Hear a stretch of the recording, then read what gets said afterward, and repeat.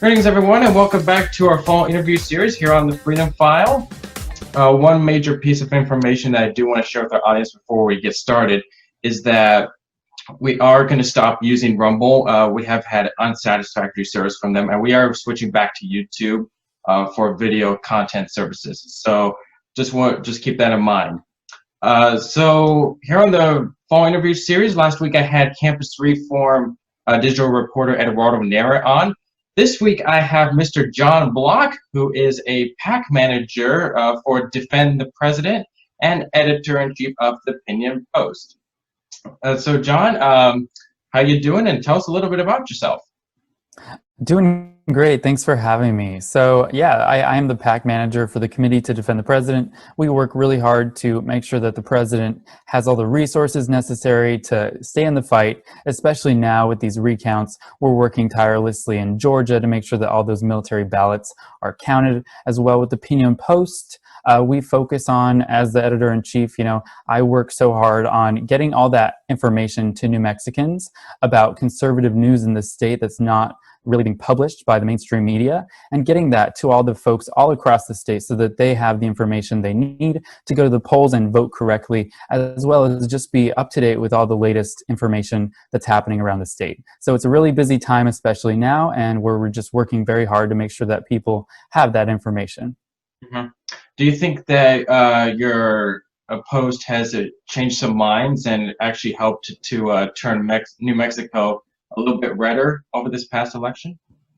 I do. I think that we've made a huge impact in the state. There has never really been a strong conservative voice out there, at least digitally, to make sure that there is that conservative voice going across all 33 counties and making sure that people know what's happening in the government. A lot of the times when you read the traditional papers or watch the traditional cable news or just regular news, you don't get the full picture. And it's very important for people to get that information and to make those decisions based on facts when they go to the voting booth or when they're just living their lives, how they know what to do in order to ensure that their lives are the best possible. So yeah, I do think it's definitely reaching across the state, and we have tens of thousands of readers every single week, and it is just very successful so far. So we are very blessed to be going this far.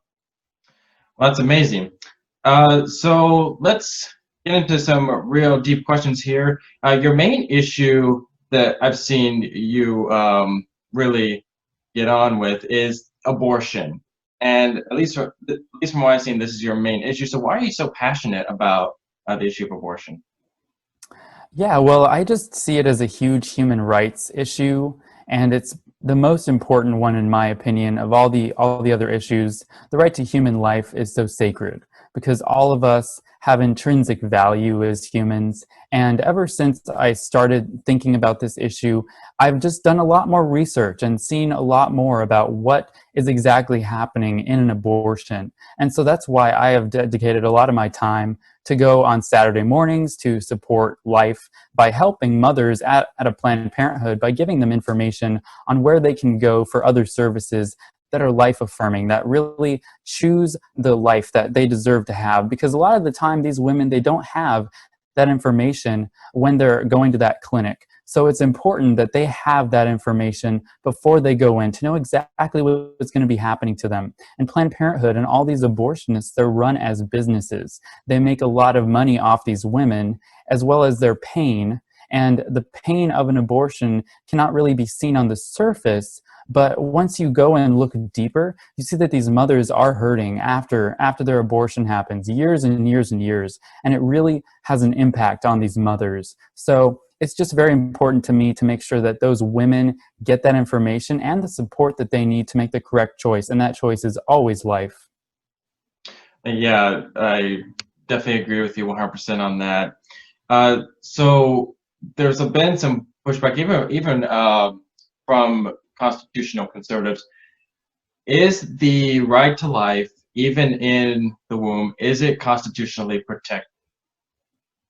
It is. If you look at our founding documents in our Declaration and the Constitution, the right to life, liberty, and the pursuit of happiness is right there, front and center. Life is the first one out there. And I've spoken to many constitutional conservatives and folks that have been on both sides of the aisle. And, you know, the left, they like to paint, oh, well, it's a woman's right to their bodily autonomy. That's the one thing that they love to talk about, their body, their choice. However, the DNA of that child is separate because you need a man and a woman to make a baby. And so that is unique DNA, which is intrinsically has a value to it, and it gives you that right to life. So if we argue it that way, and I do believe we are going to see a lot more progress in the courts, and especially since the Supreme Court now has a conservative majority, we have a bigger chance of overturning Roe, in which that issue is going to go right back to the states. And then we'll have to fight very hard on the state level, which I've already done in New Mexico. In 2019, we really fought hard to stop them from overturning our pro-life bill that was on the books that gives protections for women and babies. So I've been in this fight for years. I'm continuing to fight for these women, and it's a big issue around the country. Even after Roe is overturned, there's going to be a lot of work to do in all the different states that still have those abortion laws on the books or don't have protections for women. Mm-hmm. Exactly.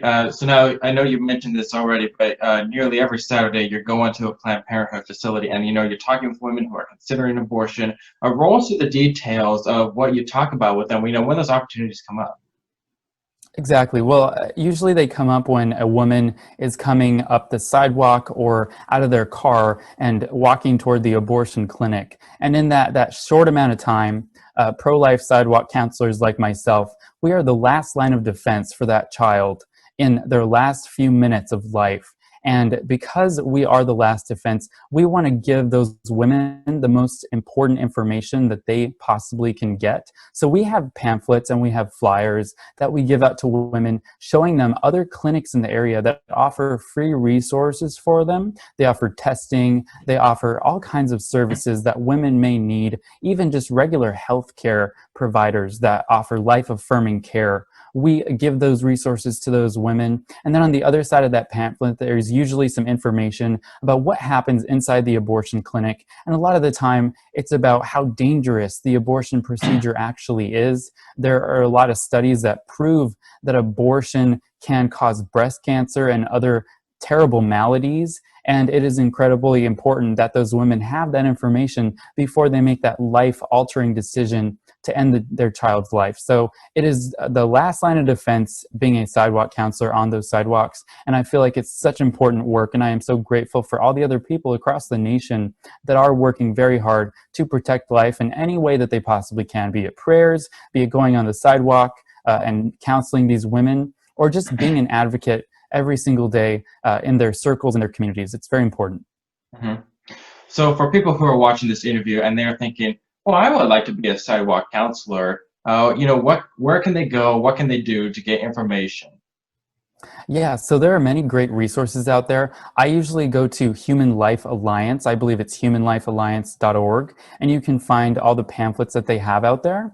And really, you don't need to know how to counsel per se, but you can just start off by just going. That's the first step that you really need to take, is just go to that Planned Parenthood, go to that clinic. And there are often a lot of times people out there already that are working hard to counsel or pray for these women, and they can direct you in the right direction to make sure that you have those resources so you are best prepared to get out there on the sidewalk, help these women, and save some babies' lives. It is such important work. Yes. All right. So you're from New Mexico, and you cover the politics of the state very closely. My first question is: should more people be paying attention to what's happening in their state rather than focusing so much on what's going on the DC spectrum?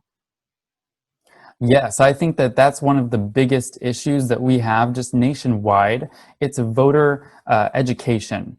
And in New Mexico especially, there is not very good voter education because the news doesn't tell the whole story oftentimes. Unfortunately, that's what people have to deal with. So that's the point of Pinion Post, really, to get that information to these people so that they know the facts before they go vote for someone that they thought was great because they saw his advertisement on TV, but really, in reality, that person doesn't share their values. And so I feel like, at least in New Mexico, the Opinion Post has gotten that information out there and put it into a state issue. And really, politics should be local, in my opinion. I think that everything really happens from the bottom up. And even if it's a city council race or a school board or something, those are important issues and important races that every single person is impacted by when they vote. And a lot of the time people say, well, my vote is not really going to matter. But we saw this last election, some of these congressional races or even these local races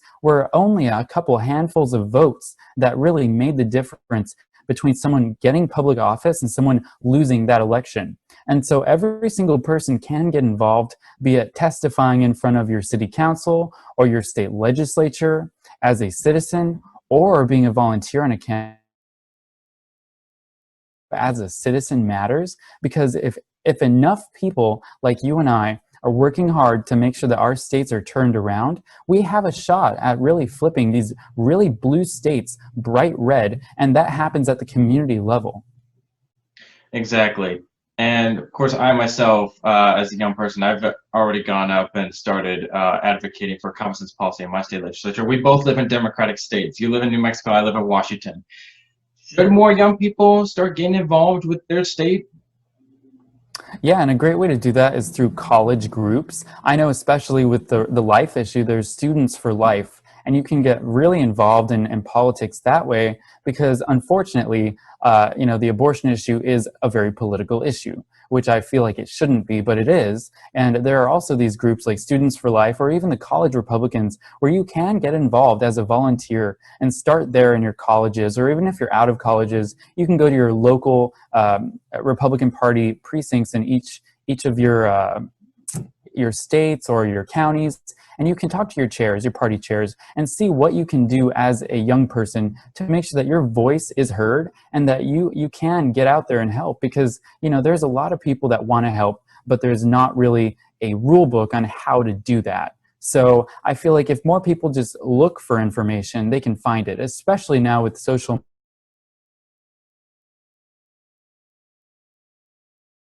right now and supporting him that way. And those are great ways to get involved and meet like-minded conservatives that can steer you in the right direction so that you can do the best impact that you possibly can yourself. So. Mm-hmm. Yeah, I definitely would have to say encourage young people to get involved with their local county level GOPs, and that's a great way to really get started. But now let's go back over the past 4 years of President Trump, and hopefully we're going to get another 4 years in. What do you see as his biggest accomplishments over the past 4 years?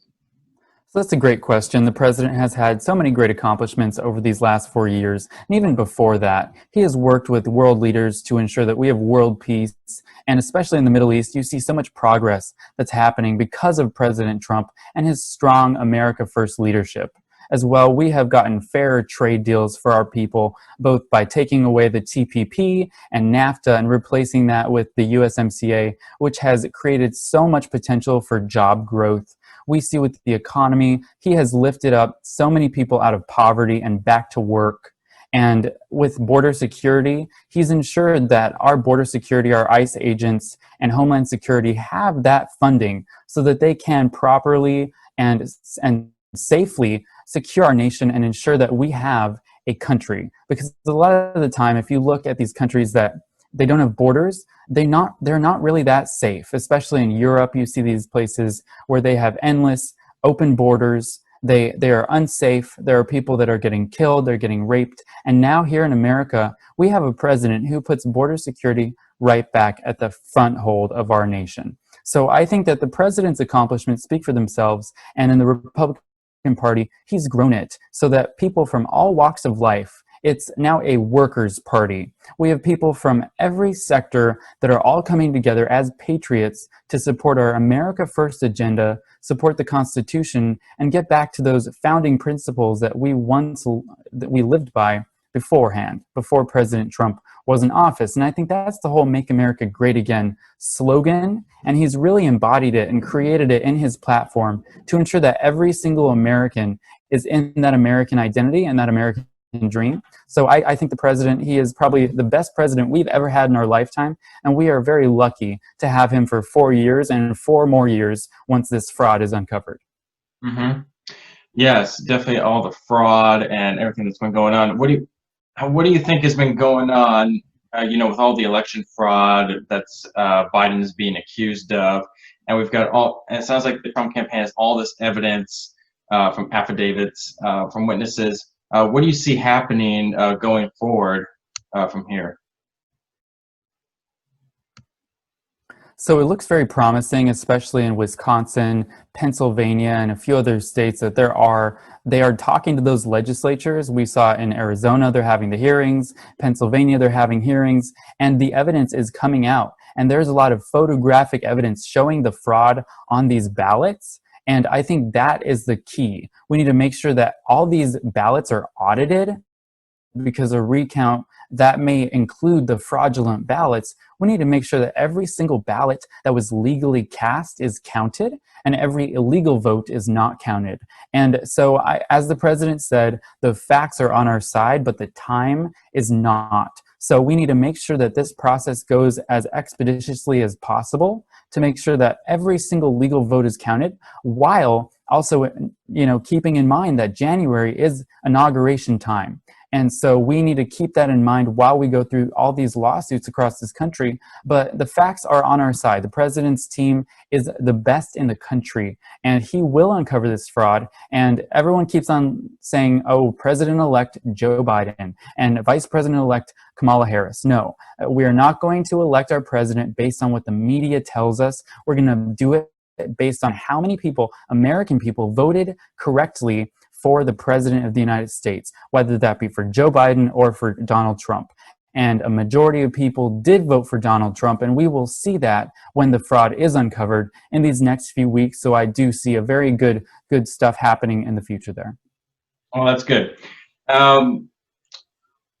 Do you think the Electoral College is going to be a huge play? It is coming up on December the 14th. If they select Joe Biden before even the lawsuits are done and over with, do you think that we're going to see a president-elected Joe Biden, regardless of I sure hope not. Regardless of where the lawsuits go?